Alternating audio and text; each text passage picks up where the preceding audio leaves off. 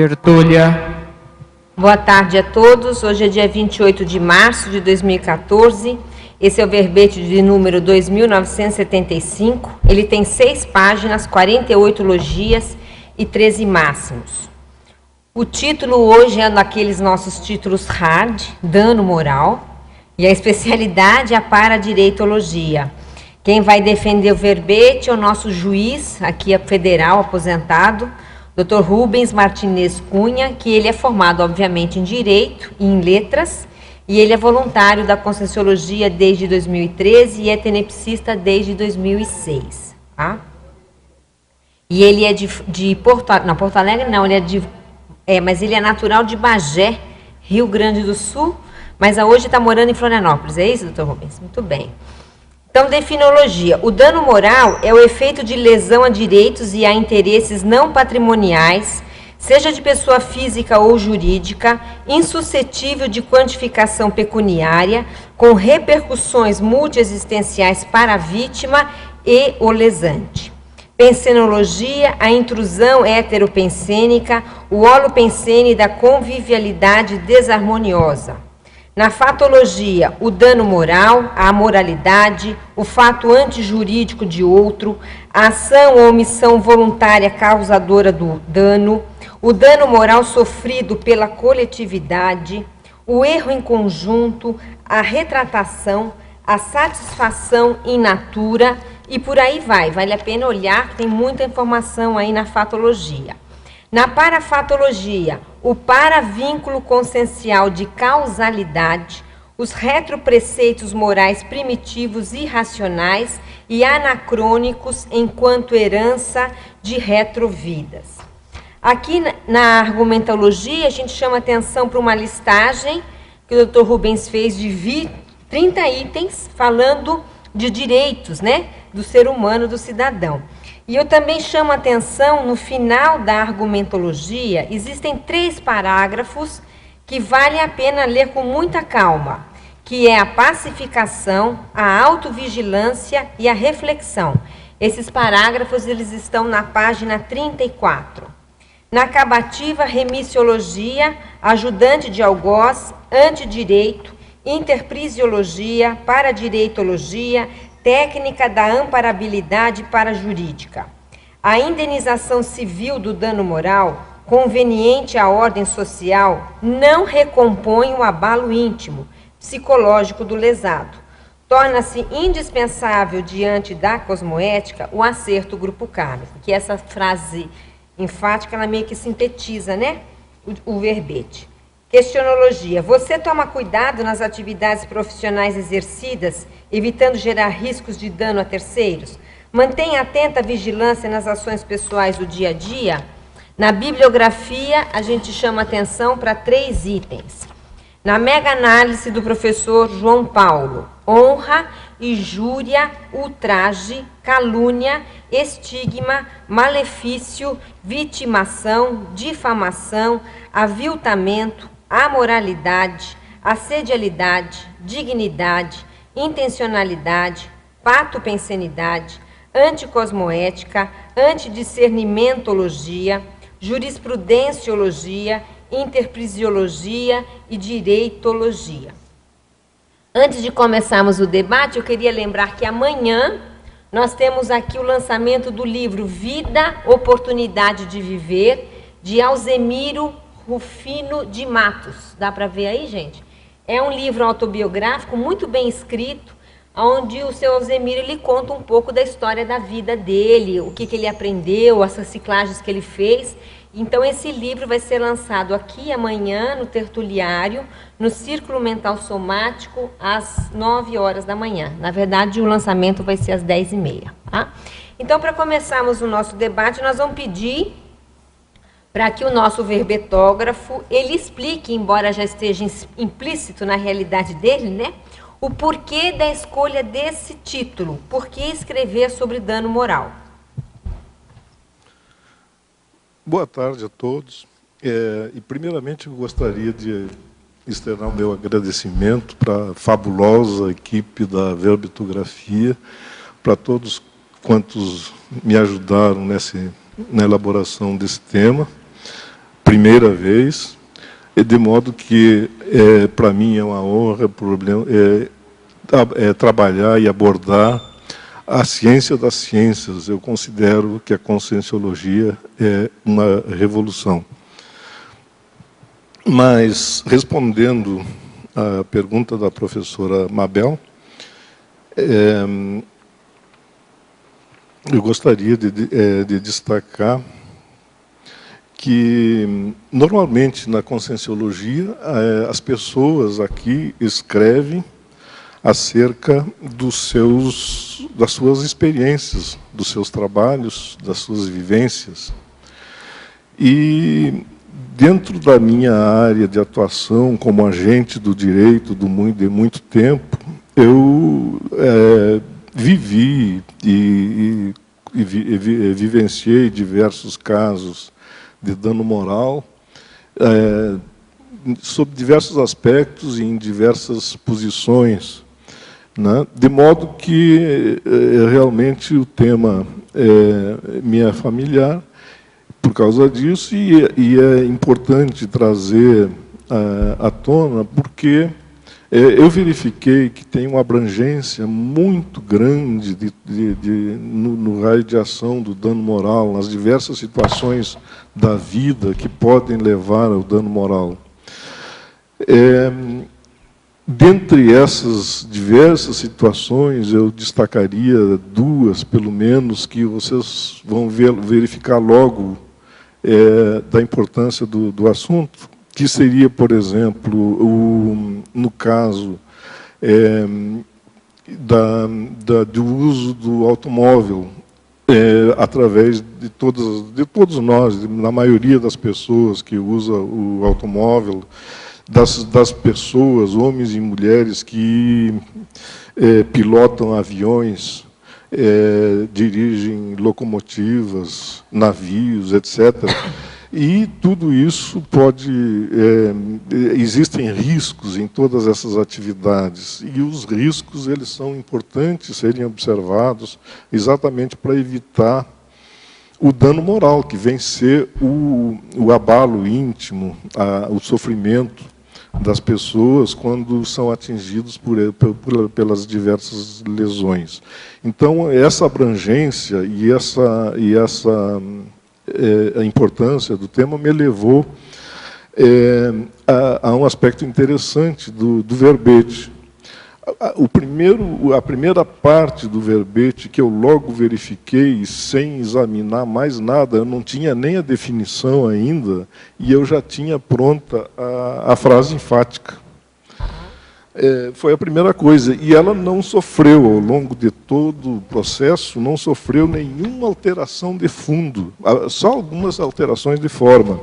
De modo que o que realmente eu verifiquei, através dessas vivências, é que não há possibilidade de o dinheiro apenas recompor o dano moral.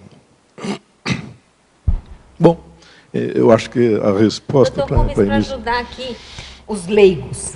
Sim. Dano moral é a mesma coisa que assédio moral? Não. O assédio moral ele pode levar ao dano moral.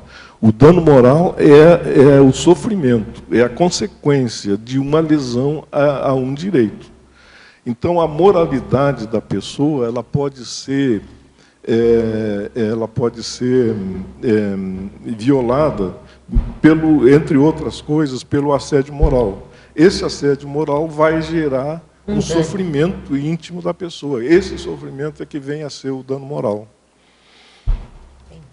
Então, vamos para as nossas perguntas ao verbetógrafo. Na estrangeirismologia, página 30, ou seja, primeira página, primeira linha, poderia esclarecer alguns dos termos utilizados?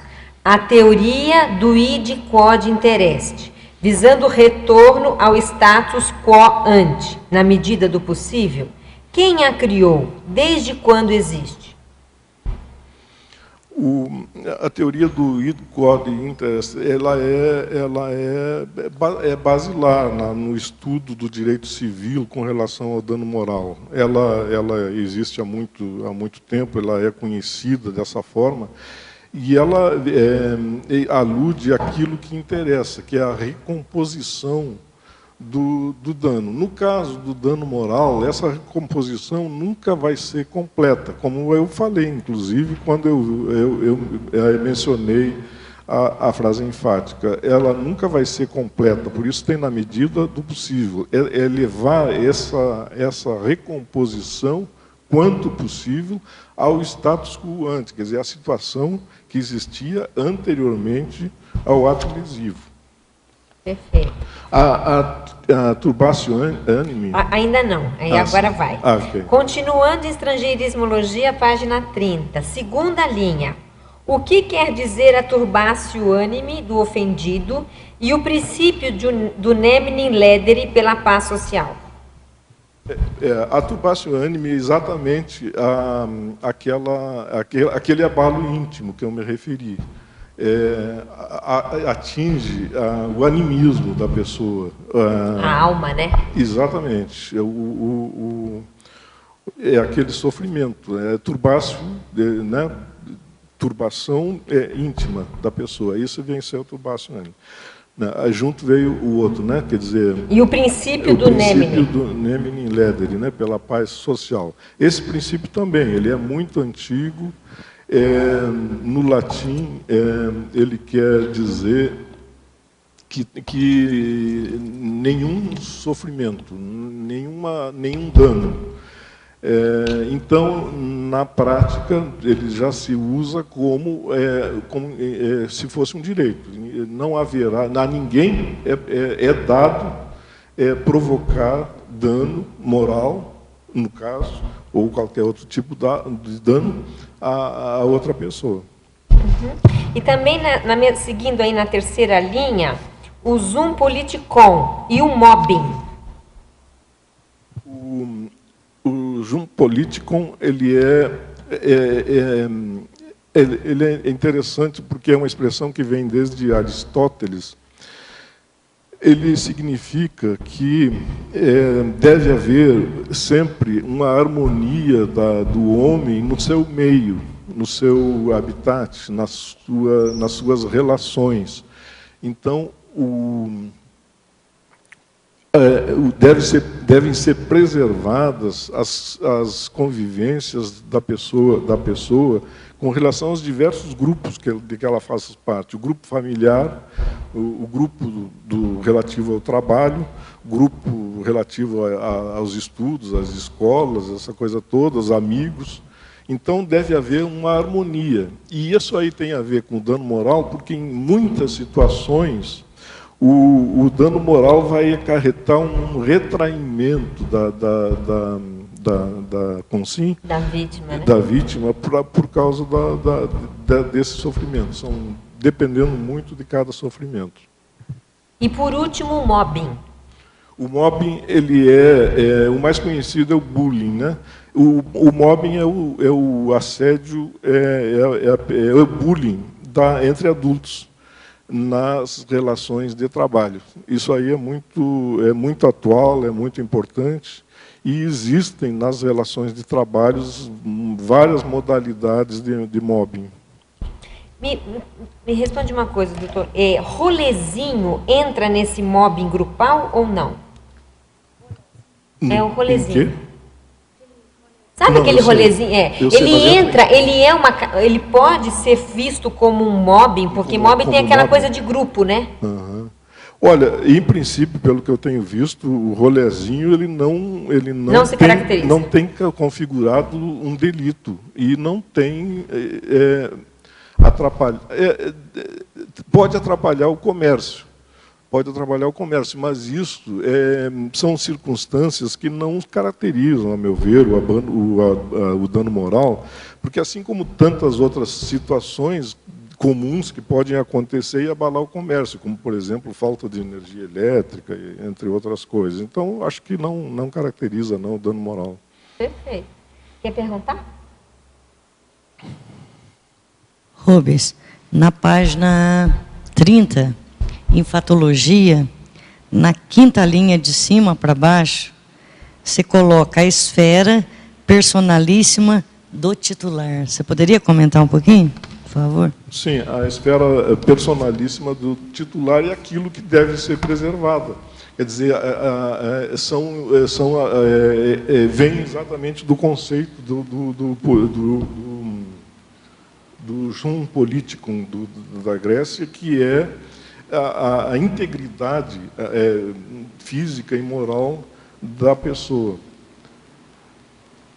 Aliás, eu gostaria de ler, relativamente a esse princípio, um trecho pequeno que eu achei muito significativo e que mexe com o problema do jus politicum.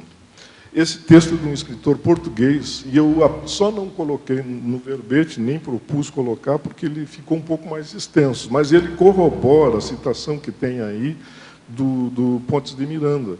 Vocês vão ver que esse escritor, ele não é materialista, eu não sei, esse texto constou do primeiro livro indicado da bibliografia. Então ele diz assim, Cunha Gonçalves: é que o homem, digam o que quiserem os materialistas, não é só matéria viva, é corpo e espírito.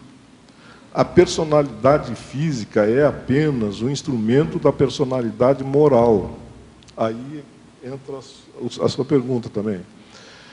O corpo é, por assim dizer, a máquina, o aparelho transmissor da atividade do ser, dotado de inteligência, vontade, sensibilidade, energia, aspirações, sentimentos. Não pode, por isso, duvidar-se de que o homem possui bens espirituais ou morais, que lhe são preciosos e queridos, tanto ou mais do que os bens materiais. Esses bens são, sem dúvida, complemento daqueles, pois fornecem meios não somente para se obter duração, saúde e bem-estar físico ou do corpo, mas também para se alcançar a saúde e o bem-estar morais ou do espírito, mediante alegrias, prazeres, doçuras afetivas, distrações, confortos, leituras, espetáculos naturais e artificiais, viagens, encantos da vida. Não se deve, por isso, estranhar-se que as ofensas à personalidade moral sejam tão dolorosas como as ofensas à personalidade física e aos bens materiais, que são meros veículos daquelas. Então, esse conjunto de alegrias, prazeres, etc., é que forma a personalidade íntima, né, da pessoa. E depois, aqui embaixo, na segunda linha, de cima para baixo, você coloca o erro judiciário. Na mesma página, página 30. Exatamente, o erro judiciário é muito sério. Há pouco tempo eu li uma notícia de que no estado do Rio de Janeiro foi solto um réu que ele esteve preso por cerca de 12 anos, mas o tipo de prisão cautelar absolutamente não se justifica uma coisa dessas. Foi levado a 3 júris populares para finalmente ser considerado inocente e ser solto. 12 anos em regime fechado. A notícia, inclusive, diz que raramente alguém com um delito permanece esse tempo todo em regime fechado. Ele era prisão cautelar e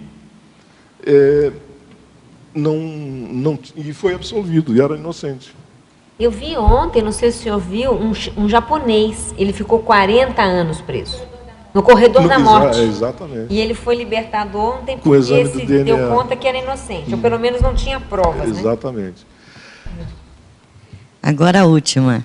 Na última linha, na mesma página em fatologia, a satisfação in natura. A satisfação in natura é rara no dano moral. Em geral, ela é aplicável ao dano físico, ao dano de bens patrimoniais. Mas acontece, eventualmente, no dano moral. Eu dou, por exemplo, uma situação em que há vamos considerar uma pessoa, um deficiente físico. Um deficiente físico, ele usa uma cadeira de rodas. São as pernas dele. Se alguém destrói, por algum motivo, acidentalmente ou não, uma cadeira de rodas, isso aí gera um abalo muito significativo na pessoa, porque é como se ele perdesse pela segunda vez as suas pernas. Então, nesse caso, a satisfação in natura seria dar a própria cadeira para o deficiente físico. Então, recompõe dessa maneira tanto o aspecto material, quer dizer, o dano que foi causado, como o dano moral. Deixa eu ver se eu entendo. Esse in natura significa você recompor... Com a mesma coisa. Pelo mesmo, né, olho por... Entre aspas, né? Olho por olho, dente por dente, positivo. Exatamente. Entender. Esse in natura, então, você... Tá. Muito bom. Obrigada. O Rubem, parabéns pelo verbete. Aliás, parabéns duplamente, né? A gente está sabendo. Desculpa, mas eu vou dizer, posso? Você vai me absolver? Hoje, 28 de março, é o aniversário do Rubem. Uma salva de palmas aqui. Estou absolvida? Gente, foi o maior presente é estar no meio de vocês aqui. Então, eu gostaria, por favor, que você me... Olha, aproveitando o ar festivo, deixa eu só falar das iniciais dele. Reparo Moral Civil. RMC. Então, por favor, eu gostaria que você aprofundasse aqui e falasse um pouco sobre, na página 33, né, em Direitos, o número 12, honra. Honra? A calúnia ou falsa atribuição de crime a alguém, né? A calúnia, para os leigos, ela significa que alguém atribui a outra pessoa, falsamente, a prática de um delito. Isso aí fere a honra da pessoa. Ok? Podemos continuar, então? Tudo bem? Aí, então, agora em atributologia, página 30, na primeira página. Poderia comentar sobre a colocação do vocábulo antidiscernimento ao invés do usual autodiscernimento? Você coloca aqui, né? Predomínio das faculdades mentais, notadamente do antidiscernimento quanto às consequências do dolo, da culpa e deficiente avaliação de riscos. Não há aí, no caso, um autodiscernimento. Seria a falta de discernimento. Essa foi a razão. É que, na verdade, ele quis dar um viés patológico, já que o verbete ele é nosográfico. Então, ele colocou, né, a falta do discernimento no sentido de que causa, né, esse dano moral. Na parafatologia, página 31, final da primeira linha. Página 31, final da primeira linha. Poderia ampliar o paravínculo consciencial da causalidade? Paravínculo consciencial da causalidade. Pode ocorrer uma determinada situação em que não há culpa em determinado acidente, por exemplo. Nem também dolo, né? No direito civil, o dolo significa que a pessoa teve a intenção de praticar aquele ato ilícito, aquela ação. E a culpa significa que a pessoa não teve intenção, mas agiu com negligência, imprudência, alguma coisa assim. Mas pode ocorrer uma situação em que não houve dolo, nem houve culpa. Então, por que aconteceu aquilo, né? Eu imagino, nesse caso, que exista um paravínculo anterior que levou a esse fato e a essa consequência. Nesse caso, não haverá indenização, mas restará o problema, ou, né, se encaminha o problema, ou, né, se acomoda para o acerto grupo kármico. Quer dizer que, na verdade, você está trazendo aqui a ideia que não houve intenção, mas a lei de causa e efeito agiu sobre aqueles indivíduos e gerou esse paravínculo. Exatamente. Bom, Principiologia, página 31, primeira linha. O que é o princípio da responsabilidade sem culpa? Poderia exemplificar? Sim, o princípio da responsabilidade sem culpa é o mesmo que a responsabilidade objetiva. Quando ocorre, por exemplo, na responsabilidade sem culpa, especificando melhor, o objetivo é quando não há... eu acabei de falar de um exemplo. Eu falei do problema do acidente que houve sem que houvesse culpa de ninguém. Aparentemente tinha que acontecer porque era um acidente e tal, mas um paravínculo aí pode justificar a situação. Nesse caso, a responsabilidade sem culpa, então acontece uma situação dessas, mas para uma atividade também que gere risco. Por exemplo, no transporte, no transporte de dinheiro, está sujeito a haver danos a terceiros por problema de assalto, essa coisa toda. Nesse caso, a empresa, ou seja, quem for, tem a obrigação de indenizar, de indenizar sem indagar qualquer problema de culpabilidade, em sentido amplo. Em sentido amplo, a culpabilidade abrange o dolo. Então, deixa eu ver, eu estou tentando entender também, vocês me ajudam. Quer dizer, a responsabilidade sem culpa é quando, inevitavelmente, a coisa aconteceu e eu estou envolvida naquele processo, mas eu não tive intenção, não fui eu que fiz o assalto. Agora, é interessante pensar, e o Rafael também está aí para ajudar, o passado, que é o que ele está falando, né, do paravínculo conscienciado da causalidade, que existe, quem sabe, uma culpa.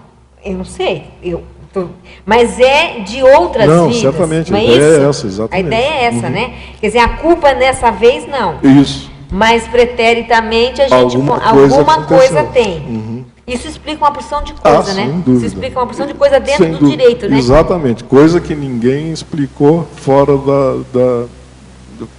da consciência, não, em tese, né? Fora do nosso paradigma, a explicação é completa. E aí entra, né, Rubens, o para-direito e o para-dever. Exatamente. Na página 34, o item pacificação, eu estava lendo aqui, eu estava pensando que uma das funções do direito é justamente a pacificação social, né? Dirimir os conflitos. Mas muitas vezes a gente vê, por exemplo, que a gente tem... por exemplo, pegando o caso do dano moral, uma sentença que reconhece o dano moral e dá a indenização, e mesmo assim aquilo ainda não resolve a questão da pacificação entre as pessoas, né? Exatamente. E como que você vê isso na sua experiência, essa questão da justiça formal, exatamente, né? A sentença feita, mas o litígio continuando ainda entre as pessoas ali. O que acontece exatamente, esse foi um problema da observação que eu fiz em diversos casos. As pessoas são indenizadas muitas vezes, mas não ficam satisfeitas. A pessoa pode sair dali dizendo, poxa, essa pessoa já diz alguma coisa sobre ela, pensa mal de alguma forma, merecia um castigo pior, merecia alguma coisa a mais, isso aí acaba sempre restando. E eu tenho para mim também que isso aí pode acontecer no problema muito atual de fazer acordos e tal. Claro, o acordo ele é muito importante. Ele evita, dentro da cultura de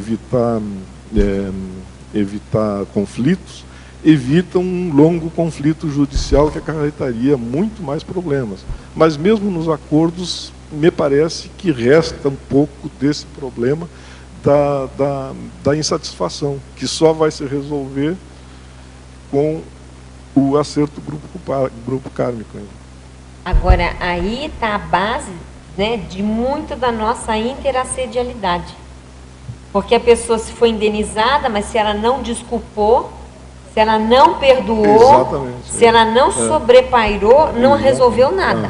E é interessante, Consciencialmente não resolveu nada. E é interessante pensar o conceito de justiça, porque você tem uma sentença e do ponto de vista formal está feita a justiça, entre aspas, né? Mas aquilo continua entre as pessoas e vai saber quantas vidas é. Exatamente. Né? E aí é cotejo direito para direito que a gente pode pensar. Quando há sentença, mesmo quando há sentença, vai acontecer isso aí. Em geral, né? Não é sempre. Pode ser que acabe muito bem, todo mundo fique bem e tal.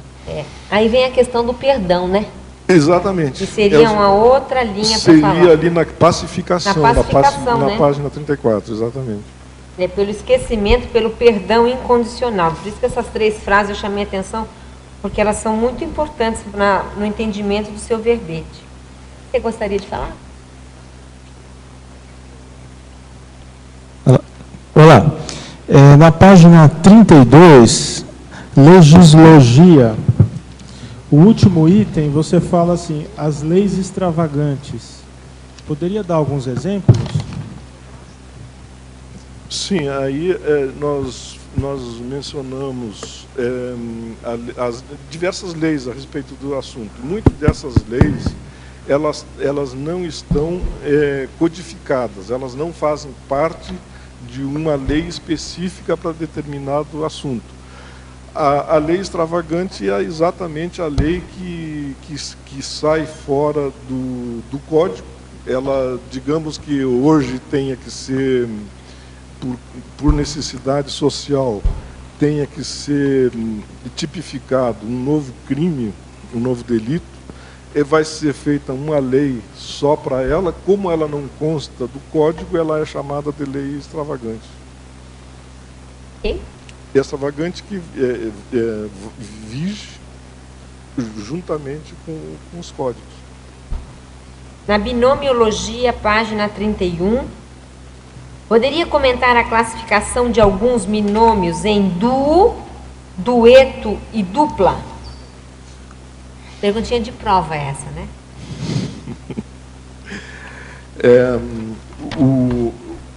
As palavras entre parênteses, duo, binômio, duo, dupla e dueto, elas estão sempre relacionadas a consciências, né? Toda vez que aparecem só consciências, aparecem essas palavras. E a variação aí foi meramente para estilística, só para não ficar repetindo a mesma palavra, então se usou dessa forma. Bem. Boa tarde. Aqui. Pode falar. Na página 34, primeiro item, sobre prejuízos. Eu sou acadêmica de Direito, estou no 7º semestre. E a área que eu quero seguir como trabalho mais adiante, quando formada... Fala fixo o seu microfone para a gente escutar melhor. Tá. Você é estudante de Direito? Isso, Direito. E assim que eu estou no 7º semestre, e eu quero fazer concurso para magistratura, para seguir carreira de juíza. E eu tenho grande interesse na área criminal, e depois quero seguir na área federal também. Então você tem um mestre hoje aqui. Eu tenho um aprendiz ali embaixo. Vou tirar algumas dúvidas depois. Aí, assim, eu dei uma lida e eu compreendi, assim, que todos nós sofremos prejuízos diariamente. Tanto prejuízos dentro do direito na forma da lei, como no direito no dia a dia. E então, assim, o que eu entendi... Fala fixo, senão a gente não entende. Tá. Daí eu entendi, assim, que eu gostaria de sanar uma dúvida. Porque... vamos pegar assim, um exemplo, lá da Botkiss, Santa Maria, Rio Grande do Sul. Houve todo um prejuízo na boate, com as pessoas... Na boate de Santa Maria. Isso, na Botkiss. Houve todo um prejuízo. Danos morais e psicológicos, né? Assim, psíquicos também com as famílias. Só que esses danos não tem mais reparação. Não tem como tu reparar, assim, com indenização. Só pode pagar, assim, alguma multa para a família, né? Mas isso não vai ajudar 100%. E como é que os juízes de lá, o delegado, a parte da justiça de lá, deveria atuar, assim, agir para diminuir esses prejuízos? Aí está um caso muito sério de dano moral, sem dúvida nenhuma, há muito. E o que é que está me parecendo? Que havia uma situação séria de risco na atividade. Então, por isso é que se pergunta na questionologia, toma cuidado nas atividades profissionais exercidas, evitando gerar riscos de dano a terceiros. Então, pelo que saiu na imprensa, não havia esses cuidados. Mas o que acontece? Vai haver todo um processo, deve estar correndo, com relação às pessoas envolvidas, e isso aí vai ter uma solução na justiça, né? São pelos meios ordinários na justiça. Agora, claro, os vínculos aí e os motivos são grupo kármicos, são muito mais, devem ser muito mais sérios, mas devem entrar naquele problema que nós vimos nós mencionamos aí o paravínculo, né? Paravínculo consciencial. Como é que vai se saber? Alguma coisa aconteceu, né?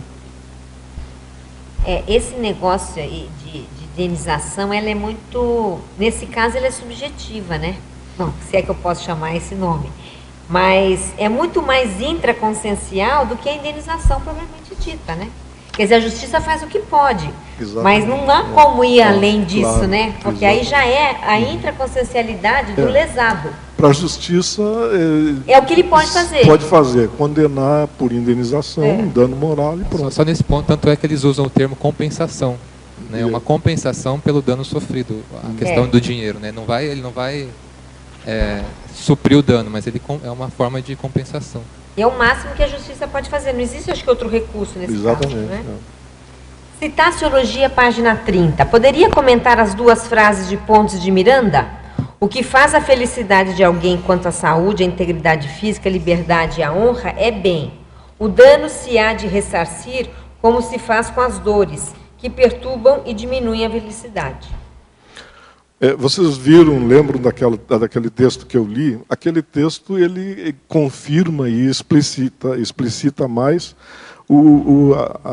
a ideia do Pontes de Miranda. O Pontes de Miranda ele foi, como sempre, muito feliz nas suas frases, e realmente é isso aí, quer dizer,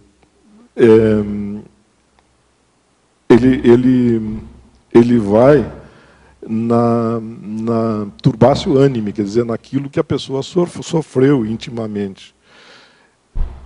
Mas aí ele põe praticamente todo aquele, mas ele põe texto que eu li. Ele põe uma frase aqui, Rubens, que é: o dano se há de ressarcir como se faz com as dores que perturbam e diminuem a felicidade. E esse como se faz é que eu gostaria. Como se faz?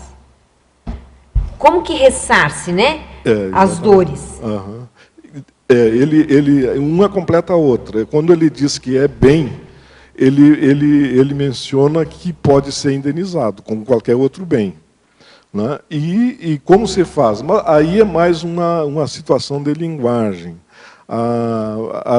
O linguajar de Pontes de Miranda ele não é fácil. E ele escreve de maneira que precisa entender. Ele é muito técnico, muito preciso, mas a escrita dele não é clara, né? Ela é muito difícil.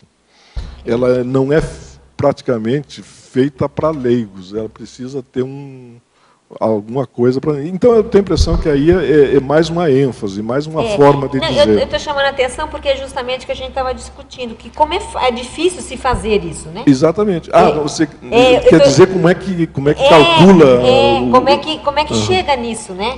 Como é que se faz isso na prática? Ele estava falando que é a compensação, né? Uhum, exatamente. Isso aí, na prática, a maior parte dos casos é feita pelo bom senso, pela livre apreciação do juiz e com bom senso, com ponderação, com equidade, de modo que haja isso. Não há outra forma, tem que ser calculado mais ou menos assim.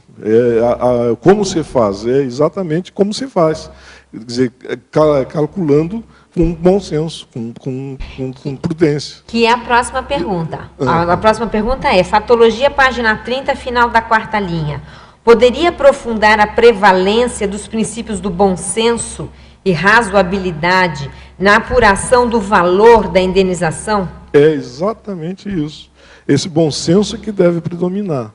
Pode acontecer, eventualmente, que na primeira instância, quer dizer, logo no início da justiça, quando as partes entram no juiz de direito, no juiz lá no primeiro grau, ele obtenha, por um motivo qualquer, uma indenização, a pessoa, a vítima, obtenha uma indenização muito grande, muito elevada, que ultrapasse assim, os limites do bom senso. Certamente, o tribunal, em recurso, vai ponderar melhor e vai mudar essa condenação. E hoje, a última palavra para determinar quanto deve ser essa indenização está com o Superior Tribunal de Justiça. Para quem não sabe, o Superior Tribunal de Justiça ele só examina determinadas matérias, que são muitas, não são poucos, que ferem a lei. Mas ele abriu um precedente para examinar para reexaminar, sempre que provocado, todas as indenizações por dano moral. Então, é uma terceira chance de obter equidade e bom senso nessa decisão. Aí vem uma pergunta de leigo. Como se mensura o dano moral? O dano moral se mensura para efeito da indenização olhando dois aspectos.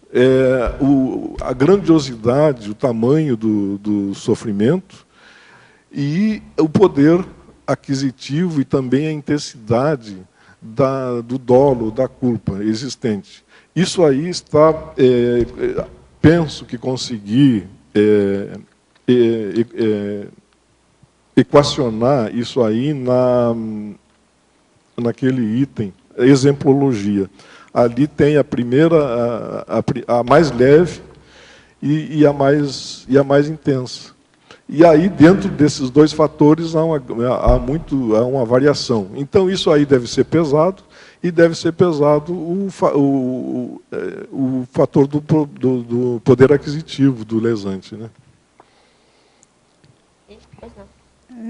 Boa tarde, Marilza. Por favor, na 5ª linha, no final da 5ª linha, a função preventiva pedagógica da indenização. Fatologia. Desliga. A função preventivo-pedagógica da indenização para evitação do dano moral. Como é que funciona isso? Essa função pedagógica e preventiva, ela por quê? Porque a indenização ela não tem o caráter de indenização, tem mais de compensação. E ela existe por um problema. Né? Como está na frase enfática, ela é conveniente essa indenização para a ordem social. Então, sob o ponto de vista da legislação, existe a possibilidade de indenização por dano moral para evitar maiores problemas do que simplesmente recompor e ser indenizado. Então, por isso que se diz que a indenização não tem um caráter indenizatório mesmo, não tem um caráter de colocar tudo como era antes, mas de haver a possibilidade, de deixar clara a possibilidade da condenação para todas as pessoas, para que todo mundo tenha aqueles cuidados fundamentais no seu dia a dia, nas suas atividades. A indenização, então, ela tem mais uma finalidade, já que ela não vai recolocar as coisas como eram, seria mais um processo de punição ao agressor, não ao agredido. Ele não é uma punição, né? Ele é uma para o lesante. Ele é mais uma forma de compensação, ajuda a resolver o problema dele. De quem? dos dois, né? Mas eu estou entendendo o que você está falando, mas é a justiça, é que eu estava falando um pouco antes. Não tem como fazer diferente. A justiça não tem meios de diminuir o dano que foi provocado na outra pessoa. Então, o máximo que eu entendo que ela pode fazer é quem lesou contribui com alguma coisa, mas mais do que isso não dá, né? Eu entendo a sua pergunta, mas não existe mecanismo, né? Tá, e a legislação que colocou isso, que está no papel, ela teve em vista, além da composição entre as partes, a função pedagógica e preventiva. Entendi.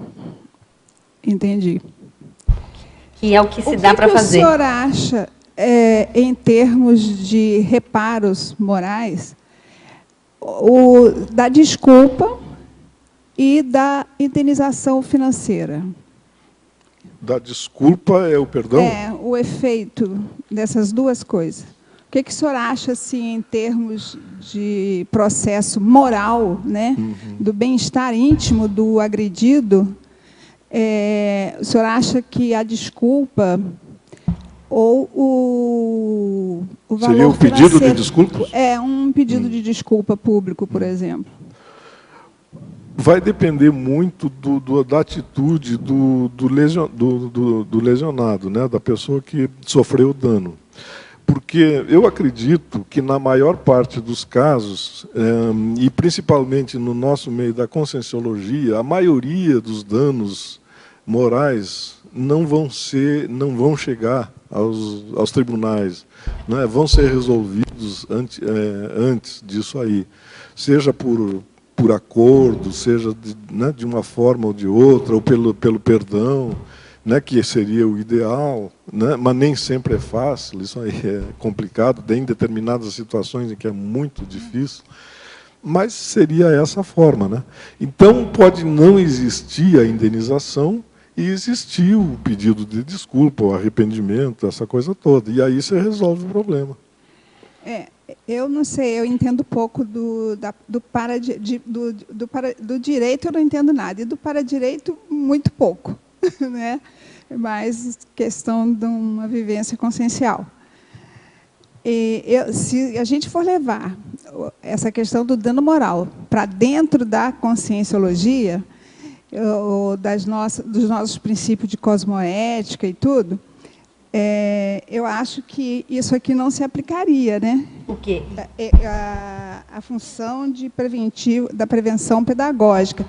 Porque, realmente, o problema, se houver uma agressão tão forte assim, seria resolvido realmente através da conversa, do trabalho energético, do desassédio. Não, eu acho que dentro do... Pode falar, Rafael. Só dando um exemplo, tem outras situações, por exemplo, companhias aéreas que sempre desrespeitam o consumidor. Então, essa função pedagógica, ela sabe que ela vai sempre perder enquanto ela manter aquela atitude.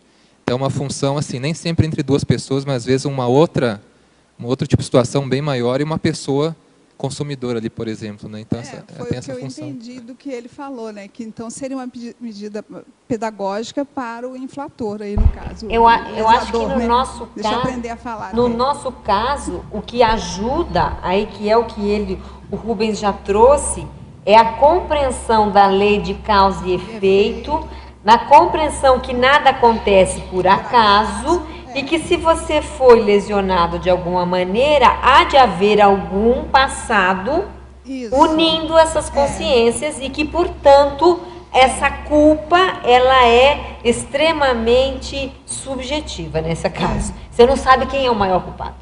Na verdade... Na verdade, quer dizer, nessa vida você sabe, porque você viu o dano acontecer, mas no passado você não sabe. Não tem visão de conjunto, isso é bem complexo. É onde que entra o paradireito justamente. E esse é o que a gente estava conversando antes. Foi o que eu fiz para essa pessoa no passado. Para ela me tratar desse quais são os elos? E aí o algoz pode virar vítima e a vítima pode virar o algoz. E tem grandes chances. Isso. Né? Isso mesmo. Você te ajudou. Perfeito. Pronto? Tudo bem, Eu gente? tenho uma pergunta. Pois não, pode ir. Aqui, Mabel. Eu até queria endereçar um tema que é novo para mim, que apareceu semana passada, que entra na questão da corrupção. Pedir uma ajuda para você, para os colegas. Corrupção. Então, vamos lá. Eu descobri recentemente, através de alguns colegas, eu sou arquiteta, trabalho com obras, e descobri recentemente, através de alguns colegas, que determinada situação do nosso trabalho, que passa normalmente pela prefeitura, são trâmites tradicionais de prefeitura, agora o pessoal que trabalha lá dentro começou a cobrar por fora para liberar determinadas situações. Isso chegou para mim há muito pouco tempo, através de alguns colegas. E aí eu, inicialmente, fiquei, primeiro, impactada, porque tem anos que a gente faz esse processo, tudo tranquilo, nunca tinha acontecido, e de um momento para o outro, virou. Qual seria a melhor atitude para a gente começar a endereçar isso, tendo em vista que alcança um número enorme aí de colegas e parceiros de trabalho? Como é que a gente endereça isso? Por onde a gente começa? Eu não verifiquei, no seu caso, o problema do dano moral, né?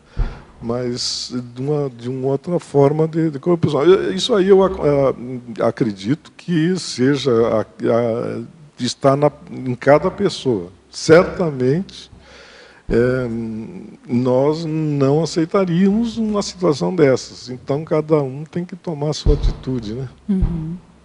Eu acho que talvez... Fiquei pensando nisso, tem alguns dias que eu penso a respeito, é que como isso está muito latente, e isso que você está trazendo tem tudo a ver, né? Tem uma relação indireta, até direta. Eu fiquei pensando qual a melhor solução, quando abarca um grupo grande, talvez entrar em contato, chamar o grupo de colegas, endereçar o tema de uma forma mais correta e diretamente conversar com as pessoas, porque daqui a pouco, né, a coisa não tem mais limite. Né? Mas, de qualquer maneira, era só para falar a respeito disso que eu... acho que tem a ver aí com o que você traz. Muito obrigada. Tem, dependendo da situação, você pode recorrer ao Ministério Público. Pode fazer uma consulta, ou uma denúncia formal, ou uma denúncia sem se identificar, anônima, né? Aí cabe a você analisar. Agora, isso envolve verbas públicas? Sim, envolve. Então, existe o Ministério Público que cuida justamente dessa questão de verbas públicas.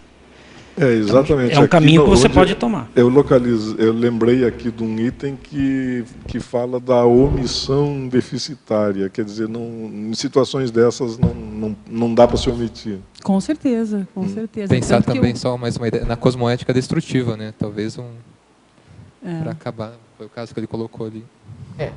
São temas complexos. Tanto é por isso que a gente está trazendo, né? Para a gente saber, eu acho que vou por aí, vou começar então pelo Ministério Público e vamos ver.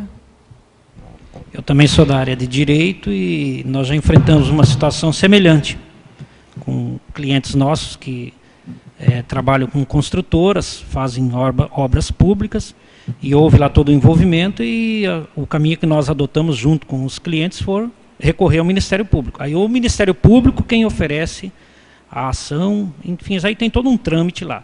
Agora, para isso, eu te aconselho você ter a orientação de um advogado para que você também se resguarde. Claro. Entende? Porque uma coisa é certa, no direito tem chama-se verdade real. Dificilmente ele vai ser atingido, tá? Isso na teoria ela é muito interessante, mas na prática a gente sabe que existem muitos caminhos que tornam as coisas tortuosas. E a verdade real, por mais que se busque, dificilmente vai ser conseguida. Okay. Há outra possibilidade de ação que não individualiza tanto o problema, que seria, eu coloquei aqui, que seria o problema do usar o próprio Ministério Público e a possibilidade de entrar com ação coletiva, que seria o próprio Ministério Público, e aí houve uma situação de uma empresa multinacional que atua no Brasil, tinha como política normal, eu vou voltar ao meu tema, mas serve também, havia como política normal dessa empresa o assédio moral, né, e de diversas formas contra todos os empregados em todas as suas unidades. Quer dizer, era uma política de empresa. O Ministério Público Federal, eu acho que é federal, ele entrou com uma ação coletiva contra essa empresa, para inibir essa prática institucionalizada de assédio. Ok. Beleza, obrigada. Fatologia, página 30, final da 6ª linha, de baixo para cima. Poderia discorrer sobre o grande número de ações judiciais de indenização por danos morais? Essa quantidade de ações por danos morais, ela se tornou mais conhecida a partir da Constituição Federal de 1988, que previu expressamente a possibilidade de indenização moral. Aliás, depois da Constituição, houve uma explosão de ações em diversas áreas, consumidor, etc. Nesse caso, houve um aumento muito grande, e há muitos casos em que a imprensa se manifesta e acaba tornando conhecido das pessoas essa possibilidade. Isso aí acaba aumentando também o número de ações. O ideal, realmente, seria a evitação de conflitos, seria a composição amigável, né, e reduzir essa quantidade de ações, né, mesmo porque fica tudo muito lento, né, e prolonga esse sofrimento de espera do judiciário. Eu lembro daquele quadro, acho que era do Fantástico, que mostrava que eles tentavam fazer reconciliações para ser mais rápido, né? Mas nem é todo mundo que quer. Tem muita gente que, né, mantém ali firmemente, vai demorar mais 40 anos, mas a pessoa está lá. Às vezes existe o espírito de vingança. De vingança, a pessoa né? Quer ir até o fim. Exatamente. Quer ir até o fim, às vezes por uma bobagem imensa, e ela trava todo o sistema com isso também. Ainda em Fatologia, página 30, última linha. Poderia explicitar a satisfação in natura? Você comentou um pouquinho, mas é bom recomentar, porque tem gente chegando agora. O que quer dizer satisfação in natura? A satisfação in natura é o pagamento, a retribuição, a indenização, com o mesmo bem que foi destruído, né? com a mesma coisa. Então, eu citei o exemplo do cadeirante, do deficiente físico com cadeira de rodas. Se a cadeira de rodas dele foi destruída, ou por culpa, ou por dolo, a pessoa está obrigada a indenizar aquele valor da cadeira, que seria, no caso, fungível, poderia ser com dinheiro, e também poderia exigir o dano moral, porque o deficiente físico ele vai sofrer profundamente, como se tivesse perdido novamente as suas pernas. Então, é um sofrimento moral muito grande, independentemente de qualquer produção probatória nesse sentido. Então, no caso, pode simplesmente acontecer de o lesante dar uma cadeira de rodas para a pessoa prejudicada. Aí está sendo feita a satisfação in natura. Não sei se ficou bem claro. Ficou claro, né? Professor Rubens, na página 33, direitos, dessa listagem, né? Atinente ao item justiça, que é o item 16. Você conhece algum caso de alguém que obteve ganho de causa em dano moral por demora da justiça? Conheço. Eu já vi casos de obter dano moral... Por demora na justiça. Por demora na justiça. Por demora na justiça, quer dizer, contra a justiça. Eu já também. Já também. Uhum. E é a meta-jurisprudência, vamos dizer assim. É a jurisprudência com ela mesma, né? Exatamente. É a jurisprudência com ela mesma. Não sei se você conhece, é o Eucárdio, que é um advogado também, que está fazendo pergunta. Fatologia, página 30, nona linha.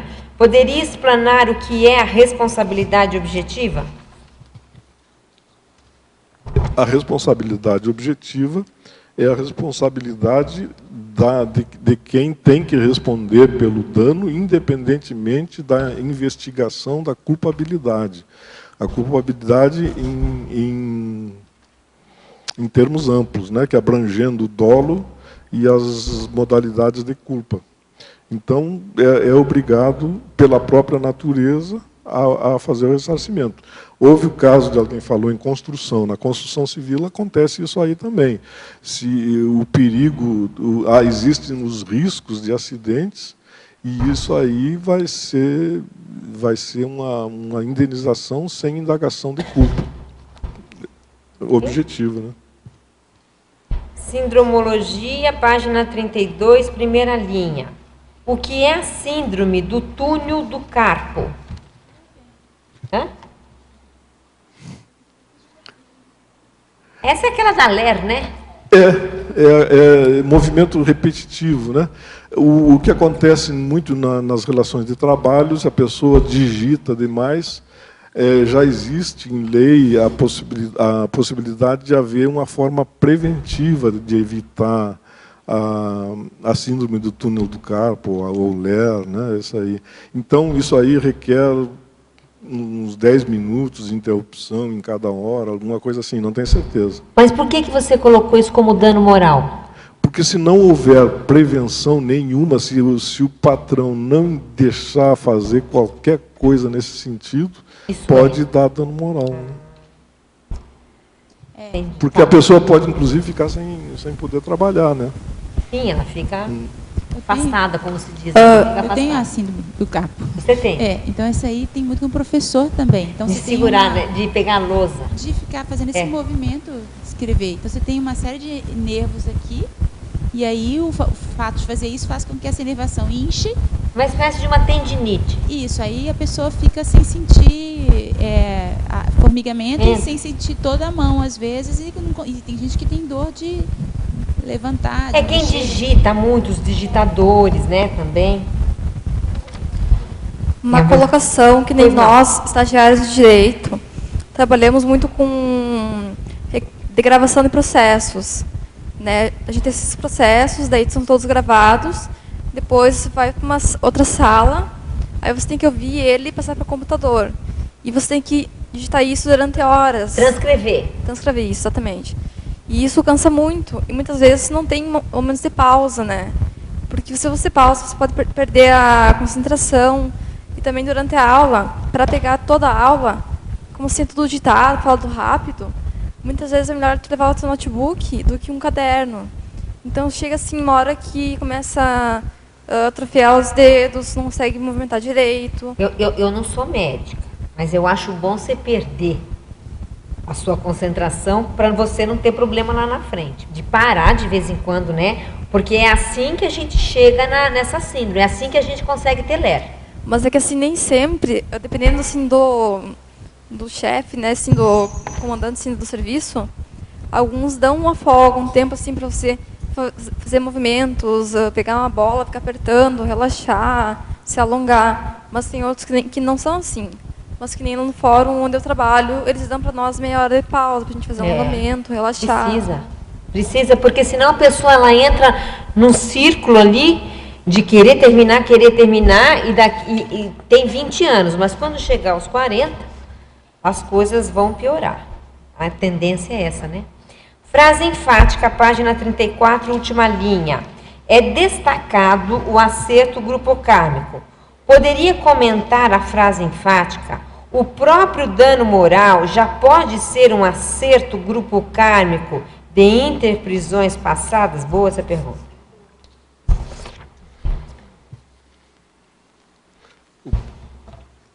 É naquele caso, né, que a gente mencionou, em que aparentemente não há culpa nenhuma, né? A culpa que existia, ela é pretérita, é um paravínculo consensual. Então, só dessa forma, quer dizer, não... Mas a gente pode pensar, agora tem vários advogados hoje presentes para a gente ver o que eles pensam. Um dano moral, Rafael e família, um dano moral pode ser um acerto grupocármico? De vidas pretéritas, a gente pode pagar, se é que eu posso dizer assim, né? Um acerto, fazer um acerto grupocármico a partir de um dano? E sendo lesado? Você diz assim, a questão do dinheiro? Não, do dano. Você recebe um dano moral e a partir disso que você foi lesionado de alguma maneira, se faz o acerto grupo kármico. Parece uma pena de talhão. Parece, né? Não é? Mas e aí? Se pensar, né? Vamos ver. Eu tenho uma ideia sobre isso, mas eu não sou da área. O que você pensa? O problema é a pessoa entender que aquilo ali está reparando alguma coisa, né? Que a maioria não entende. Mas eu acho que você ser lesado de repente está te ajudando a reparar realmente. Sabe por quê? Existe um termo, né? um conceito dentro da Conscienciologia que ele é bem complexo, que é a vitimização não cavada.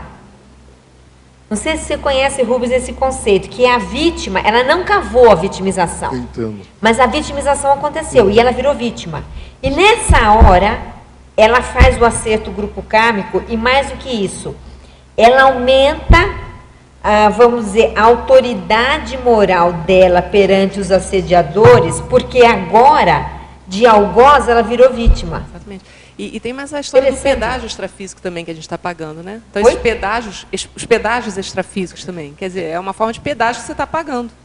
Né? Então, esse dano todo seria um pedágio que daqui a pouco acabou. Você tem autoridade para não passar mais para aquilo. Como se fosse uma amortização evolutiva, né? Como isso. A receber, eu acho que faz sentido. Faz sentido, então, um dano moral ser um acerto grupo kármico. E tem um viés, né, Mabel, que o assediador, naquele caso, ele fica sem ação, no caso da vitimização não cavada. Então, ele fica sem até poder assediar, porque a pessoa já está na condição de vítima. Então, por um outro lado, também é até assistencial, né, se for pensar. Você corta o vínculo da vingança, de guerra, né, porque até ontem a gente discutindo com o Rubem, se não tomar cuidado, fica a pessoa muito vitimizada, né, no processo do dano moral e tal, e nada é à toa, né? Pois é, esse que a gente está falando. Agora, essa vitimização na cavada, ela funciona, só funcionaria se o vitimizado, a vítima, perdoar, que é o que o Rubens traz no verbete dele. Porque, senão, ele vai virar algoz de novo. Porque ele foi vítima e agora ele quer fazer vingança, então ele muda para o papel de algoz, aí não resolveu nada. Não é isso? Então, esse acerto grupo kármico que a colega está perguntando aqui só se dá se você recebe o dano e você perdoa. Não é isso? Pressupõe, então, um certo nível de lucidez de quem recebeu o dano, né? Senão a pessoa entra nesse ciclo de novo. Exatamente. Então, escolham suas vítimas, é isso? O ideal é ter vítimas lúcidas. Fala. Eu estou brincando, hein, gente? Tudo bem? Acabaram aqui as minhas perguntas. Acho que a Ana Luísa tinha uma pergunta para fazer. Pergunta na voluntariologia, que é a página 31.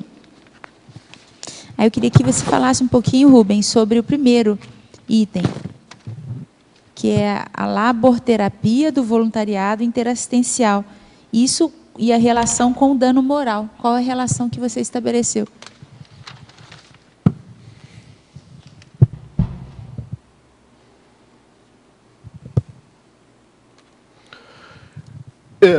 Aí é uma forma de recomposição também, né? A pessoa que foi, por exemplo, lesada, ela está sofrendo, ela está tendo um pesadelo na vida dela, um sofrimento muito grande. Isso aí prejudica a sua vida social, pode prejudicar o seu trabalho, diversas coisas. Se a pessoa for voluntário, existe esse apoio de voluntários e alunos para auxiliar, para proteger essa coisa toda. Então, esse trabalho como uma forma dela de ocupação mental, ocupação diária, para que ela se deixe de ficar, por exemplo, sofrendo ou pensando naquele dano que ela recebeu. Tá. E uma outra pergunta que eu tinha era na culturologia, sobre essa... A culturologia está mais adiante, né? Na página, acho que é... Deixa eu ver aqui, é lá no final. Na 32. A cultura da justiça restaurativa. A justiça restaurativa no sentido aqui de ressarcimento ou é uma área do direito, algum movimento, alguma comissão que chama justiça restaurativa? A justiça restaurativa ela é mais recente e é mais dirigida a fazer a recomposição mediante a restauração da situação, né, da situação anterior, dos danos. No fim, a essência do dano moral. Só que sem judicializar, né, sem usar o Poder Judiciário. Mas essa é aquela, porque eu não me lembro se é isso, que eu já vi algumas vezes, né? O pessoal que está se especializando na mediação de conflitos para tentar resolver. É isso, então, também, os advogados... pode se resolver dessa forma, junto com a conciliação. Aí é que acontece aquele problema, quer dizer, nem sempre isso aí vai resolver o vínculo conscienciológico, né? Aí, do vínculo consciencial, né? Resolve o litígio. Né? Previne o litígio. E isso no Brasil está crescendo? Assim, porque eu vi que tinha gente fazendo curso fora, alguns advogados. Aqui. Exatamente. Aqui ainda está começando, mas já existe. Já existe. De lei agora para que a mediação seja obrigatória. Inclusive aquela desembargadora que às vezes vem aqui, a Terezinha Kubiak, ela está, parece que no meio, trabalhando nesse processo legislativo aí, sim. Para que a mediação ela seja obrigatória antes do processo judicial. Não sei se o Rubem já viu, mas ainda estão preparando essa lei ainda. Agora, eu fico... Mas só que a mediação ela tem que ser assim, tem que ser de fato, né? Porque às vezes a mediação ali no ambiente da justiça ela é muito só formal e não abrange mesmo o interesse da pessoa. Às vezes a pessoa sente necessidade de ser ouvida ali no ambiente da audiência, da justiça. Então falta, eu acho que essa mediação mais humanizada, mais técnica para a pessoa mesmo, sabe? Às vezes ela vai fazer, é terapêutico, mas é mais ou menos um processo de catarse, mas que dê vazão para a pessoa e para o que ela está sentindo ali, né? Aí esse profissional vai ter que ser treinado em outras áreas que não só direito, né? Provavelmente. Fatologia, página 31, a segunda linha. Você poderia dar exemplos dessa tendência de socialização dos riscos? A tendência da socialização dos riscos, né? Um caso, a socialização dos riscos é espalhar o ônus no maior número possível de pessoas. Existe um exemplo prático para isso que todos conhecem. No caso de automóvel, toda pessoa que tem automóvel, ela é obrigada a pagar o seguro obrigatório, não é isso? Existe o seguro obrigatório. Mesmo que a pessoa nunca sofra nenhum acidente, nem precise, ela tem que contribuir para aquilo. Então, alguém está sendo segurado por esse seguro obrigatório. Isso aí é uma espécie de socialização dos riscos. Quer dizer, vai haver uma indenização por conta do seguro. Existem outras possibilidades, previdência social, né, essas coisas assim. Mas esse é um exemplo bem característico. Ok? Para a fatologia, página 31, segunda linha. Poderia relatar os retropreceitos morais, primitivos, irracionais e anacrônicos enquanto herança de retrovidas? Página 31, segunda linha, para a fatologia. Os retropreceitos morais, primitivos, irracionais e anacrônicos enquanto herança de retrovidas.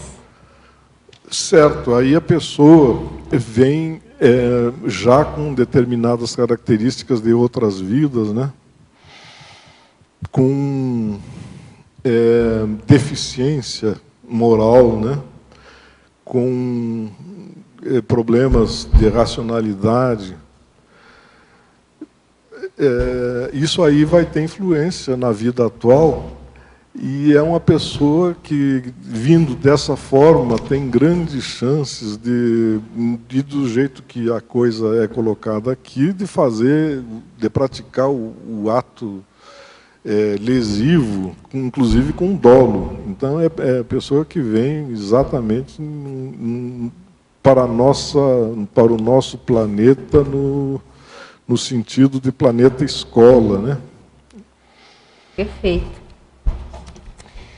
Podemos continuar? Paradoxologia, página 32. Poderia comentar os dois paradoxos? o paradoxo educador negligente e o paradoxo do lesante atuando enquanto agente do direito. Educador negligente e o lesante. O educador negligente nunca vai sofrer da síndrome do carpo, né, professora Ana? Ele o educador negligente vai causar o que, por exemplo, a irracionalidade, a falta de visão do mundo, vai falhar na educação das crianças, de modo que isso aí tem uma influência muito grande para o futuro. Essa criança poderá não ter toda a formação necessária para prevenir a prática de danos morais. E o paradoxo do lesante enquanto agente do direito, acontece que o agente do direito ele precisa saber de coisas básicas, ele precisa saber das coisas da lei. Por exemplo, ele dirige sempre acima dos limites de velocidade da via pública. E ele sabe que está acima da velocidade, né? E, mesmo assim, ele age dessa forma. Então, é um paradoxo. É o médico que fuma, né? É o nutricionista super obeso. Quer dizer, que aquela incoerência, né, entre a profissão. Eu já vi cardiologista que fuma. Que fuma. Eu também já fui no médico que ele estava dando... Agora não, porque não pode, né? Mas ele dava baforadas no meu rosto. Aí eu agradeci muito e fui embora. E o cinzeiro na frente, na minha frente, assim, ele baforando. Quer dizer, hoje em dia não, né? Mas eu era mais adolescente. Mas isso existia. E existe ainda, não sei se fora do país, as mães fumando na cara do bebê.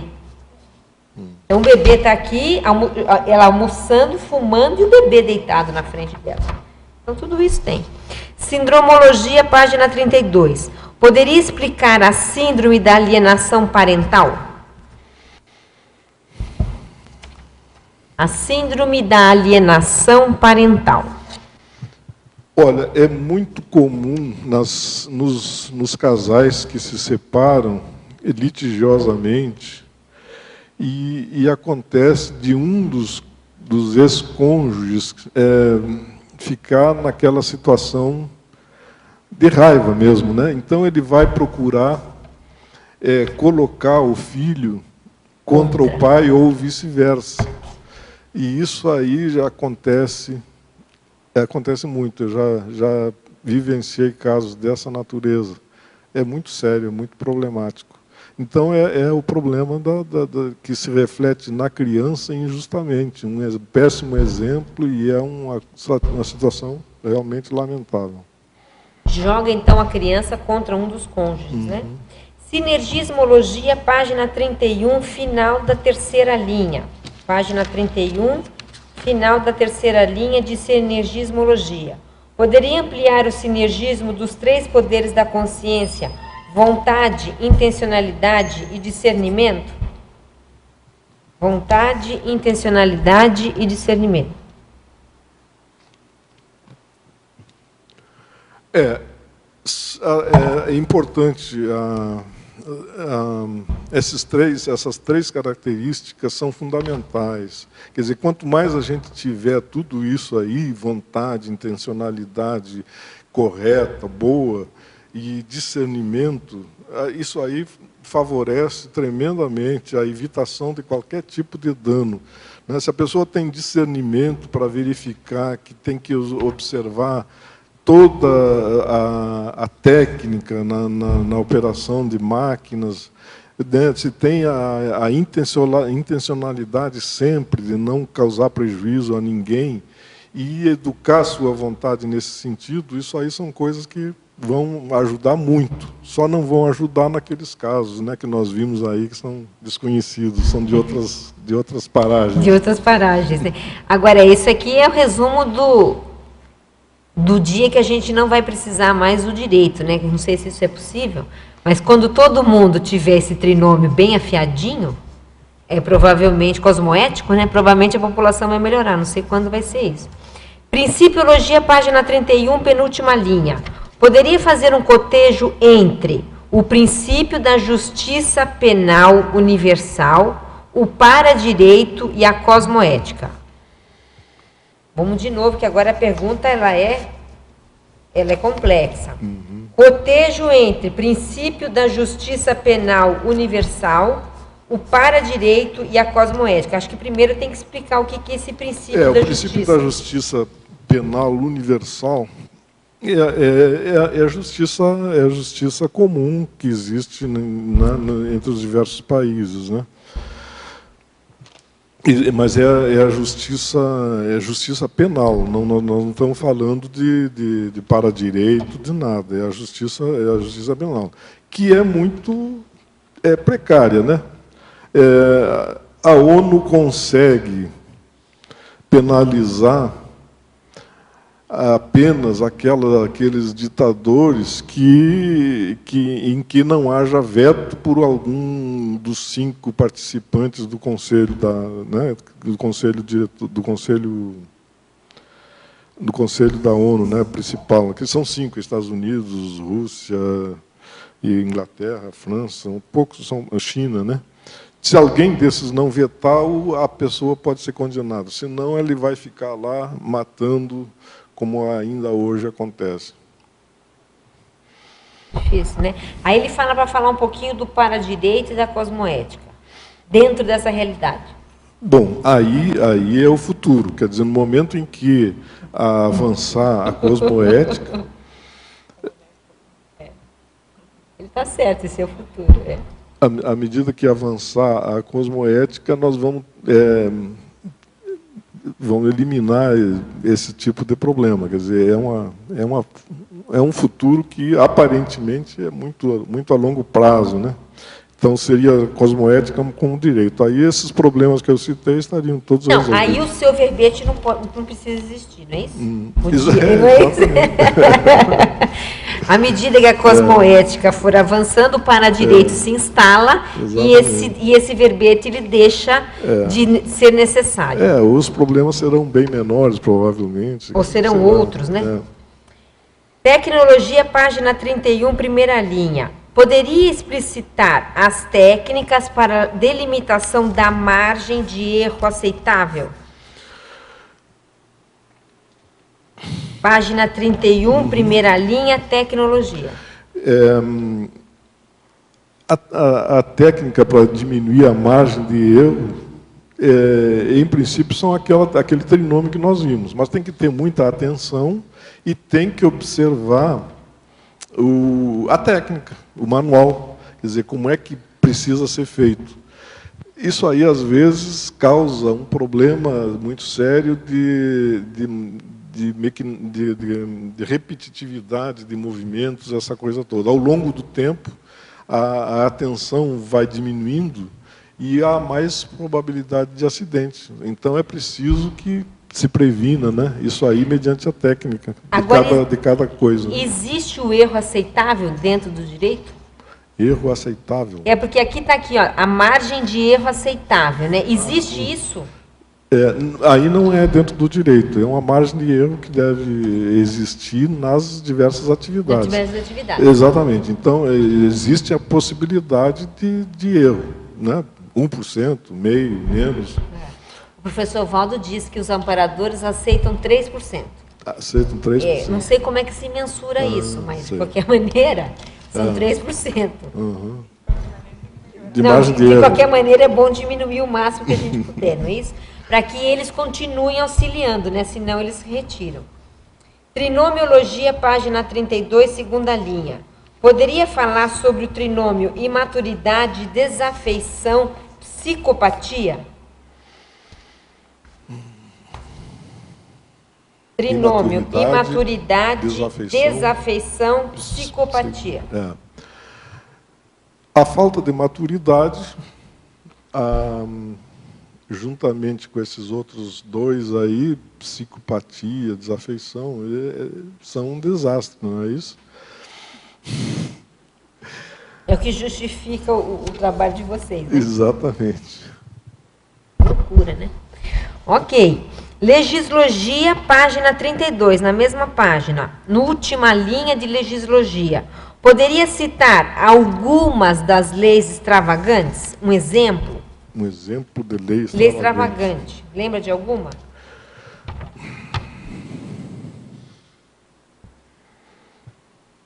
Um exemplo de lei. Não estou lembrando assim de imediato, é difícil, mas deixa eu ver. Elas devem existir muito. Eu não tenho mexido com elas, não, mas deve existir muitas. Na Dickman aqui. Ah, sim. Porque estou falando assim, é diferente, porque é nova, não é nova, é né? É nova. É nova, não é extravagante. Ela é lei extravagante. Ela saiu agora, exatamente. Você ela colocou saiu aqui, citou no exemplo aqui, né? Muito obrigado. Essa aí lembrei dela. Porque essa que eu li.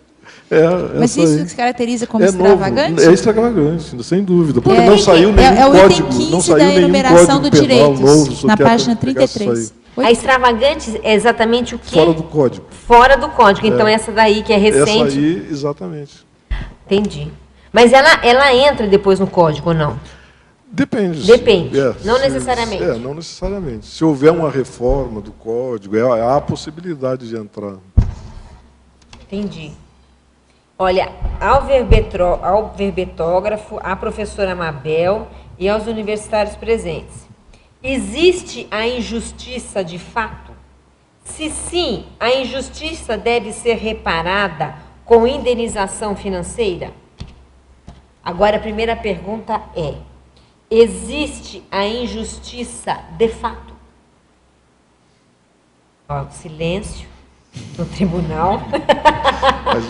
Momentos de reflexão. O que é justiça de fato? O primeiro que é justiça, que é uma coisa complexa, para depois se chegar na injustiça. Justiça de fato parece que quer distinguir da justiça de direito. A justiça de fato seria o quê? Pelas próprias mãos? Seria... Não, eu acho que a injustiça de fato que está sendo perguntada aqui é: realmente há injustiça ou tudo é uma questão de lei de causa e efeito? Eu tenho a impressão que a colega está fazendo essa pergunta. Ah, sim. Se existe a injustiça. Dentro do direito, obviamente, existe. Mas do ponto de vista conscienciológico, existe injustiça de fato? Pode falar. É uma questão assim que me fez pensar, lendo o verbete do Rubem, é a condição da intenção. Né? Às vezes tem uma pessoa, até dentro daquela condição da causalidade, ela está ali, quieta, parada, alguém vem ali, tem um problema, acaba causando acidente e sofre o dano moral. Então, assim, por que ela estava ali, né? Então, assim, o que levou ela a estar naquela situação, muitas vezes complexa? Então, eu vejo que a gente tinha que falar um pouco de pensene também, né? Então, quando a gente fala em justiça, a hora a gente começa a avaliar e ter essa visão de conjunto, o que faz a pessoa entrar ou qual é a intencionalidade dela, eu acho que essa pergunta aí realmente a gente começa a ver que essa injustiça é relativa, né? Ela é relativa, né? É relativa. Eu não sei até que ponto, eu não tenho condições de dizer. Eu particularmente, que a pergunta também veio para mim, eu acho que sempre a pessoa, em algum modo, me parece que ela está envolvida, mas eu não tenho, assim, condições de dizer não, em todas as situações é assim, é difícil, né? Agora, se realmente existe injustiça, ela deve ser reparada com indenização financeira? Aí já é direito. Exatamente. Se existe justiça, há uma condenação. E a condenação pode mandar reparar, se for o caso. Nós estamos falando de dano moral. Se houve sentença e aí houve justiça, né? E aí há a indenização, se houve condenação. Dentro do direito é uma possibilidade de se compensar, não é isso? E existe a possibilidade. Muito bem. Aí ela vem com outra pergunta. Considerando a multiexistencialidade, podemos falar que os acertos grupocármicos positivos, onde o malfeitor passado é hoje o benfeitor, são compensações de injustiças passadas? o malfeitor do passado é hoje o benfeitor. E isso seria uma compensação das injustiças passadas. Eu acho que é uma forma de compor essa... É a recomposição, não é isso? Exatamente. É a recomposição. É uma das formas pelas quais se pode resolver o problema Grupo Carme. Quer dizer que a pessoa... É a assistência, né? Isso. Quer dizer que a base de tudo aqui é o que você resumiu aí, que é a interassistência. A pessoa que provocou o dano, cabe indenizar. E a pessoa que sofreu dano, cabe perdoar? Cabe perdoar, nem sempre acontece, mas esse é o ideal, para poder eliminar aquele resíduo, né, de dor, de sofrimento, essa coisa toda. E para poder se libertar da pessoa. E se libertar, exatamente. E eu vou mais longe aqui. Eu acho que cabe a pessoa perdoar e alforriar o agressor. Na hora que ela perdoa e ajuda o agressor, aí acabou a interprisão grupo kármica definitivamente. Então, resumindo a história, veja se está correto, hein, Rubens? Se a vítima perdoa e vira advogado de defesa do assediador, olha o que eu vou falar. A vítima não só perdoou, como ela tira a queixa, é a maneira mais rápida de se libertar das interprisões grupo kármicas. Porque aí o próprio assediador sai da posição de assediador porque a vítima abriu mão. É isso, gente? Tem lógica aí? Ótimo. Aí resolveu tudo. De defesa não, né? É abrir mão, mas às vezes você vai defender no sentido assim, Ana, isso que eu pensei. Você vai resgatar a pessoa na baratrosfera. Isso sim.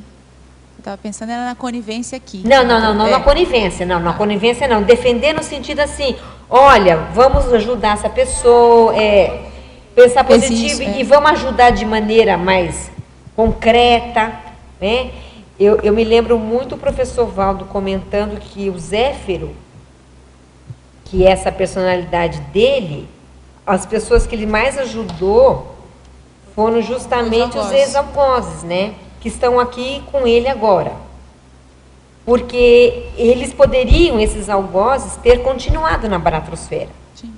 Porque eles tinham ações contra o direito que justificavam eles continuarem na baratrosfera. Mas o Zéfiro perdoou e foi atrás ajudar. E tirá-los da baratrosfera. Então é como se o delito minimizasse. Não sei se é assim o termo que a gente usa. Eu diria que com vantagem, né? Eliminava com vantagem. Com vantagens, né? Exatamente. Então aí que a pessoa dá aquela virada na vida dela, porque quando a própria vítima vem a seu socorro, você vai falar o quê? Você fez mal para a pessoa, essa pessoa vem a seu socorro, você não tem nenhuma autoridade para reclamar de nada. Não sei se você quer falar.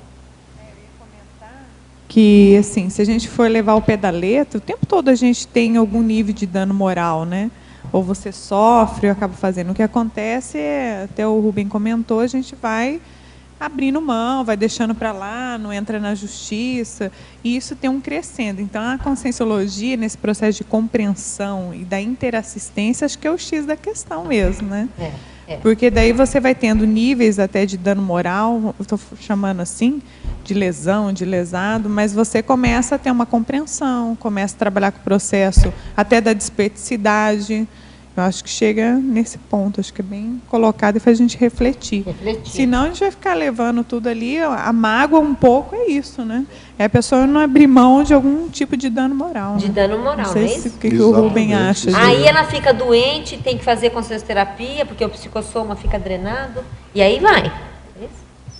Eu gostei muito do final, você colocou aqui na última página, um pouquinho da remissiologia, só conferir a número 33.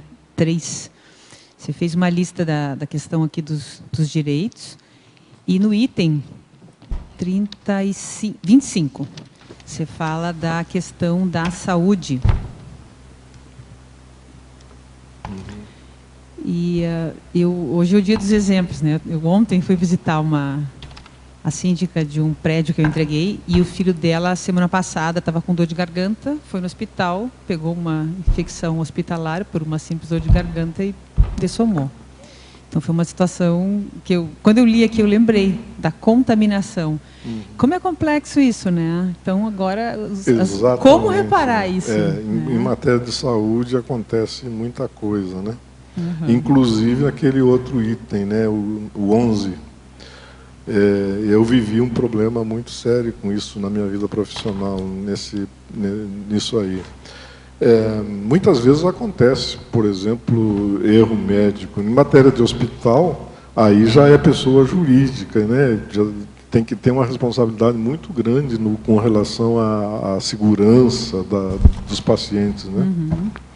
E eu queria aproveitar também, na página 34 aqui no meu, você fala de pacificação e de autovigilância. Se você pudesse ler e comentar um pouquinho esses dois parágrafos, tanto da pacificação quanto o outro.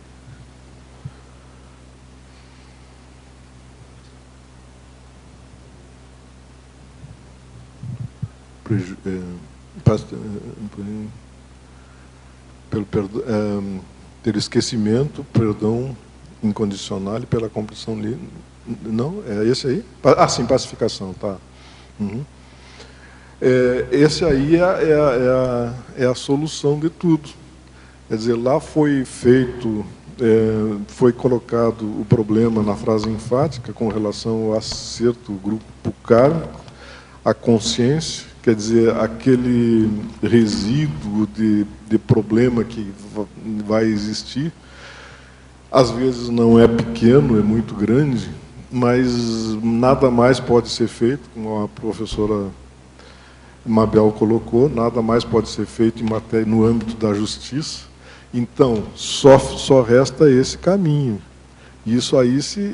Com isso aí se obtém uma porção de resolver o problema, de pacificação íntima, né, mesmo do lesado.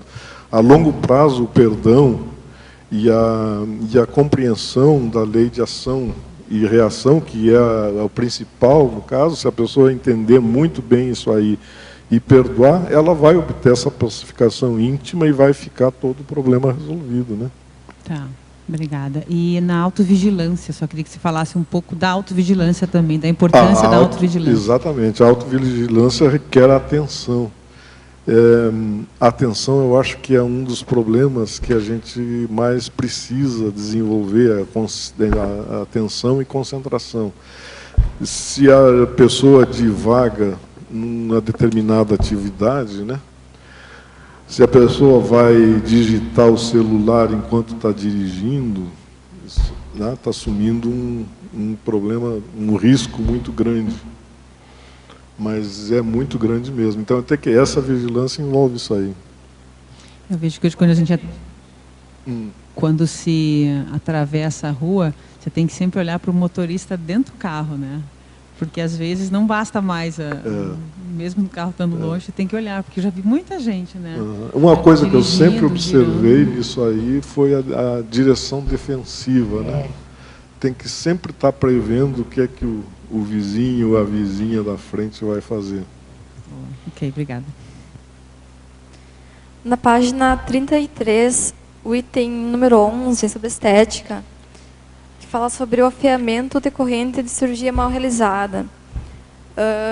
Dentro do direito e dos danos morais, tanto no nosso dia a dia, assim, ao meu ver, todos nós viemos nesse mundo de um jeito, perfeitos. Assim, claro, não a perfeição total, mas nós viemos daquele modo. Então, eu não entendo assim, por que as pessoas querem fazer modificações do corpo, que nem os cantores famosos vão modificar o nariz. Tá perfeito, vai só tirar vai deixar retinho. Aí as cantoras, as atrizes, as modelos têm que emagrecer, já são magras, né? Tem que ficar mais magras ainda. Que nem eu estava assistindo na TV esses dias atrás, uma modelo, ela foi Miss Paulista, e ela foi modelo. Linda, linda, linda, sim. E ela, para poder ir para a Europa, ela pesava 52 quilos, com 1,84 m. Para poder conseguir ir para a Europa, ela teve que emagrecer e ficar com 37 quilos. ela ficou com anorexia aguda. E ainda teve que fazer plásticas no rosto todo. Então, isso todo causou danos morais, tanto físico como indenização, né? Porque acabou ficando com dívidas. E daí, essa empresa lá fora de modelos, que ia contratar ela para fazer fotos de revistas famosas, acabou não contratando. Era, no caso, uma empresa falsa, fantasma, no caso. Eles usaram da imagem dela, porque ela mandou, né, via e-mail, não tinha conhecimento dessa empresa lá fora, não entrou em contato com ninguém. Então, sofreu grandes danos, tanto dentro do direito, danos físicos, danos morais, porque ela foi agredida verbalmente via e-mail, via telefone, e a indenização, né, tudo que ela gastou fisicamente com ela, depois a família dela, eles tiveram que gastar, assim, vendendo casa, carro, tudo, e ainda falta um bom dinheiro. E essa empresa lá fora, eles estão agora processando ela, como se ela não tivesse pagado nada, como se ela não quisesse ter feito aquele trabalho. Então, assim, você tem uma opinião do juiz, né, do doutor? Doutor Rubens. Assim, o que ele acha, assim, disso, assim, dessas gurias de hoje em dia, né? Das mulheres, principalmente. Da ditadura da estética. Isso, da estética, porque isso está virando um parâmetro muito desde cedo, né? Não, tem assédio moral sobre isso, na verdade, não tem? Isso. Existe o dano moral, né? Uhum. O dano moral na hipótese de erro, né? Aí a cirurgia estética em si, ela é legal, sem problema nenhum, quer dizer, aí depende de cada um, da sua motivação e tal. Mas no caso de erro médico e resultar afeamento, aí é muito mais grave quando se trata, né, de gente famosa. Então aí é mais complicado, porque aí eles, né, vai ser a indenização mais alta, essa coisa toda. E daí não é só moral também, não entendo muito, mas tem um problema físico já, né? Ou é tudo moral? No ponto de vista do direito? Não, aí é só dano moral. Ah, mesmo. É? Uhum.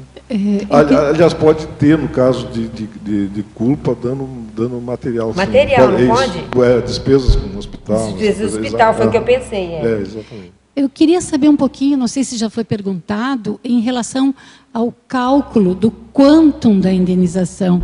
Você colocou aqui na fatologia a prevalência dos princípios do bom senso e razoabilidade na apuração do valor. Uhum. É exatamente isso. Quer dizer, depende do bom senso do juiz aquilatar esse valor. Embora possa parecer difícil, não é tanto assim, não. Existem jurisprudências sobre isso. Deve ter critério, né? Exatamente.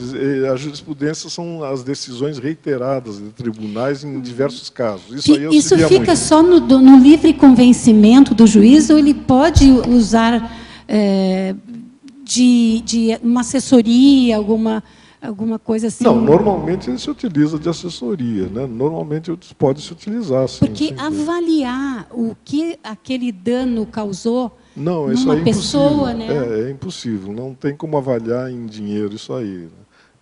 Existe apenas a possibilidade de compensar, né, de determinada forma. Mas é da faculdade subjetiva do juiz, mas está sujeito a recurso. Não, e o que é interessante é que, às vezes, o dano moral que foi feito para uma pessoa é maior do que a outra, mas essa sofre menos. É porque é uma coisa subjetiva, aquele sofrimento. O psíquico é totalmente intraconsciencial, mas é possível avaliar. Quer dizer, as partes vão atuar através de advogado. Certamente o advogado da pessoa vai explanar exatamente tudo que aconteceu e tal, e o juiz vai poder... Mas há casos assim de se usar não uma perícia, mas assim, uma ouvida de psicólogos para fazer avaliação? Não. Parece que também é levado em conta a situação financeira da vítima. Exatamente, também é levado em conta. Uhum. Então seria aquilo que a Mabel disse, você tem que escolher sua vítima, né? Não é? Lógico. Não, o ideal, vamos deixar claro, né? O ideal é você não fazer vítima nenhuma.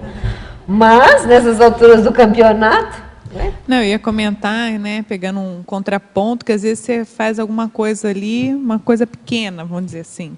E a pessoa ela tem um nível de sofrimento que ela faz, e outra coisa é muito pior, mais complexa, envolve, e a pessoa abre mão. Ela... Não, ela nem só... na verdade, eu já vi casos assim, que é o assédio moral que gera o dano. O assédio foi feito, que eu vi. Mas a pessoa, ela tirou de letra. Então, não teve dano. Aí, depois, o assediador, que era uma mulher, ela se deu conta. Ela ficou pior do que a vítima que não teve nada. Não, é isso aí. Tem até aqui no verbete, eu não vou lembrar agora onde a pessoa tira proveito daquela situação de dano e ela aprende com aquilo, ela melhora, recicla. Então, assim, a gente também avaliar isso, né, do ponto de vista do dano moral. Gente, então a gente chegou no nosso final. A gente queria agradecer aí ao Rubens pela defesa aí de um assunto complexo. Agradecer também aos tertulianos e aos tertulianos que mandaram aí as perguntas. E a gente passa então para os nossos recados. Obrigada. Obrigado. As pontuações da tertúlia de hoje são 23 assinaturas no livro de presença, 19 perguntas presenciais e 23 perguntas respondidas online. Hoje nós temos um recado. A Ana Luísa com os cursos à distância do IPC. Boa tarde a todos. É com grande satisfação que nós informamos o início das atividades de educação à distância promovidas pelo IPC. Então, todas as pessoas que têm interesse em fazer os cursos de projeciologia e conscienciologia e estão numa cidade onde não existem atividades oferecidas pelas ICs ou pelo próprio IPC, já podem fazê-lo. Então, o modo de acessar e ter mais informações sobre essas atividades é através do site do IPC, que é www.ipc.org. Obrigada. Para amanhã, teremos o verbete Cosmoético-terapia, especialidade Consciencioterapia, com o verbetógrafo Everaldo Bergonzini. Muito obrigado e boa tarde a todos.